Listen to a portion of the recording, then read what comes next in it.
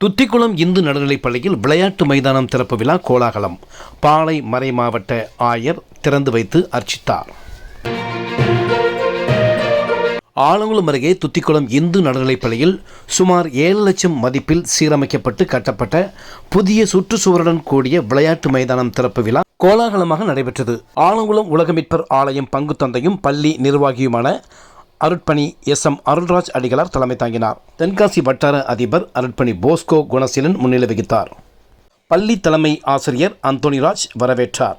பாளையங்கோட்டை மறை மாவட்ட ஆயர் மேதகு எஸ். அந்தோணிசாமி ஆண்டகை பள்ளி மாணவர்களுக்கான புதிய விளையாட்டு மைதானத்தை ரிப்பன் வெட்டி திறந்து வைத்து அர்ச்சிப்பு செய்தார்.